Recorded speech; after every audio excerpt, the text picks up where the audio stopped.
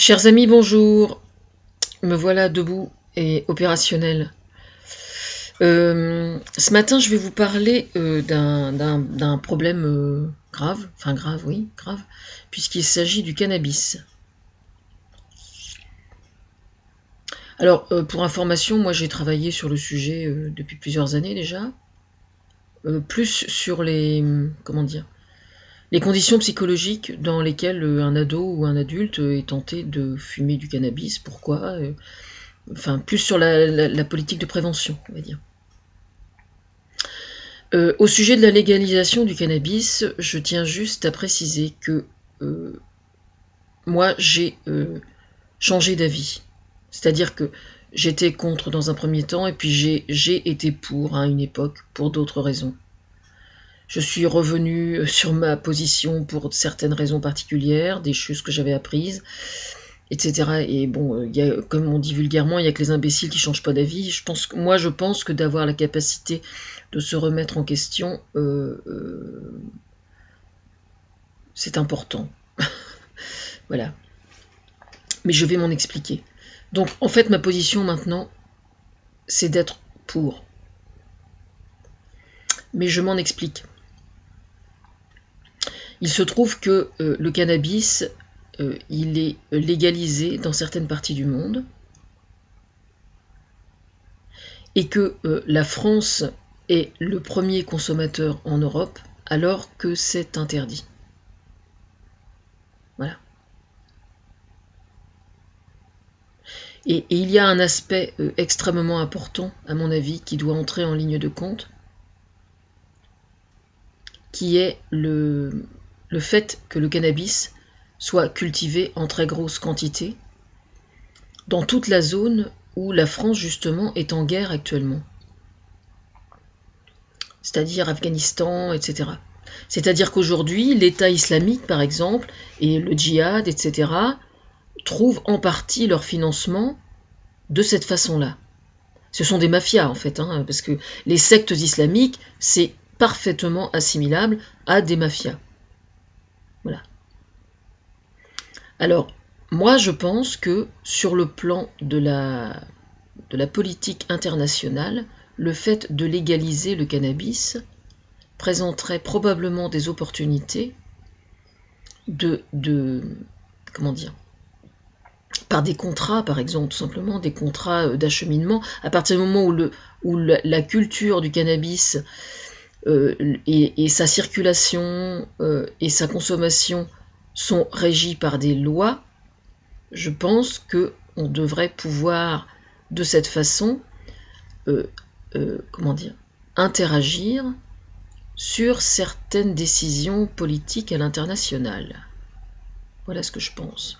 Et pour information, je tiens juste à préciser que comment dire, aujourd'hui, on est capable, malheureusement, de fabriquer un cannabis beaucoup plus fort et beaucoup plus dangereux, dans le nord de l'Europe notamment. Donc chez nous, quasiment. Un cannabis qui est beaucoup plus dangereux. J'avais entendu ça il y a quelques années, parce que les OGM, moi personnellement je suis contre les OGM, j'ai toujours été contre les OGM, mais à partir du moment où on légaliserait le cannabis, on serait en droit alors de contrôler cette fabrication aussi, de ce cannabis-là en particulier. Et je pense que ça permettrait très probablement d'interagir aussi sur d'autres formes de drogue. Ensuite, le fait de légaliser le cannabis, pour moi, quand je dis ça, je suis droit dans mes bottes. Je vais vous expliquer pourquoi. C'est qu'aujourd'hui, on sait très bien que l'alcoolisme fait beaucoup plus de ravages, très probablement, que le cannabis. Enfin, là, j'ai pas de chiffres, je reconnais, j'ai pas de chiffres. Bon. Mais bon, on sait bien que l'alcool, c'est une addiction, au même titre que le cannabis ou que n'importe quelle autre drogue. Je veux dire, il faut être honnête et le reconnaître. Or, vous avez des viticulteurs qui font du vin. Je veux dire, je trouve que c'est exactement comme avec la prostitution. Dire faut interdire la prostitution, c'est bien gentil, mais bon, n'empêche qu'elle est là quand même, quoi. Hein. Je veux dire, le fait de se voiler les yeux, ça va pas empêcher les choses. C'est pas en niant un phénomène qu'on arrive à l'éradiquer. La seule méthode pour moi de lutter contre une forme d'addiction, c'est de lutter d'abord en amont. Et pour lutter en amont, je pense qu'on est beaucoup plus fort si on se donne les moyens de mettre sur pied une véritable législation. Voilà. Si un ado qui a envie de se shooter en se prenant un joint,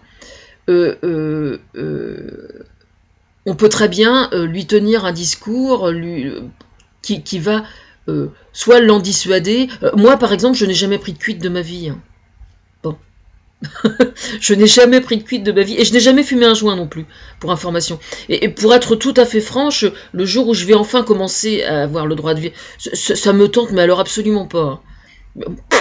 Franchement, hein. Ça me tente pas. Hein. Je veux dire, si ça pourrait arriver, si un jour je suis atteint d'une maladie vraiment très grave, par exemple, et que on me dit, bah tu sais, tu souffres énormément, et puis si jamais tu fumais un joint, ça lutterait contre la douleur. Là, oui, là, je fumerais un joint, effectivement. Ouais. Vous voyez ce que je veux dire? Ouais, l'alcool, c'est pareil. Je veux dire, j'ai envie d'apprendre à aimer le bon vin. Je tiens à le rappeler. Je me demande si ça va arriver un jour, hein, mais enfin bon, bref. À partir du moment où on consomme, je pense que le cannabis c'est exactement la même chose, quoi. Responsabiliser les gens, si vous responsabilisez les gens et que vous leur expliquez que quand ils ont fumé un joint, ils sont priés de rester chez eux et de pas prendre on peut très bien, par exemple, accompagner ça d'un durcissement de la loi sur les accidents de la route et la pénalisation du cannabis sur la voie publique, par exemple. Je veux dire, ce n'est pas parce qu'on autoriserait le cannabis, la consommation de cannabis, que ça veut dire que ça allez youpi tout. Non, pas du tout, non. Au contraire, justement. Moi, je considère que l'autoriser permettrait de mieux cerner les conditions de la consommation, la culture, l'acheminement, etc. Et sur le plan international, je pense ça permettrait de pouvoir faire fonctionner certains leviers. Enfin bon, ça n'est que mon point de vue, et moi je ne suis que inspiratrice. Hein. Alors je tiens à préciser, pendant qu'on y est, là, je dis ça parce que je sais que François Hollande, il me semble qu'il est contre la légalisation du cannabis. Je suis pas sûre, mais il me semble avoir entendu encore hier. Mais il est libre de penser ce qu'il veut, et moi aussi. Voilà. Qu'est-ce que je voulais dire ? Je tiens à préciser qu'en ce qui concerne ma position par rapport à François Hollande et à l'équipe gouvernementale, il se trouve que j'ai été testée d'une certaine façon il y a quelques jours par Thomas Fersen par le réseau Linked auquel je suis inscrite, et donc il y a la possibilité de remplir un profil extrêmement précis avec des questions extrêmement précises, etc., pour n'importe qui, bien sûr. Et donc, évidemment, j'ai rempli ça extrêmement minutieusement. Et donc, je vous invite tout simplement à aller le regarder si ça vous intéresse, parce que c'est important, parce que ça me repositionne, moi, par rapport à la démarche politique en général, et par rapport à la démarche bénévole. Alors, pendant que j'y suis, je tiens à préciser que il y a notamment un volet très important sur la notion de bénévolat et la notion de responsabilité sur le plan politique, en ce qui me concerne. Enfin, moi, c'était pour ça surtout que ça a été fait. Et puis, il y a un volet très important accordé au bénévolat, justement.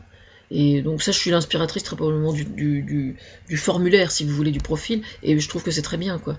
C'est fait, le profil de Linked est fait de telle sorte que chaque personne qui s'y inscrit a vraiment la possibilité de se mettre en avant de façon extrêmement fine et subtile, en n'omettant absolument pas des capacités, par exemple, qui ne soient reconnues par aucun diplôme.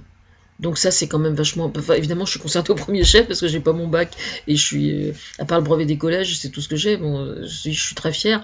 Et puis un premier prix au salon d'agriculture, grand prix d'honneur avec mes 3 poules de Pavilly. Voilà, ce sont mes seuls diplômes en fait. Ça et mon brevet d'études. Donc oui, je l'ai rempli il y a quelques jours et ça m'a fait du bien en fait parce que ça m'a permis d'y voir un petit peu plus clair sur la façon dont je me positionnais moi par rapport à différentes associations. Et puis, mais c'était surtout au niveau de la responsabilité que c'était important de me tester. Je reconnais que c'était très bien vu comme par Thomas, comme d'habitude. Et puis, en fait, je viens de le corriger ce matin, là, parce que je me suis rendu compte que je me sentais responsable de beaucoup plus de choses que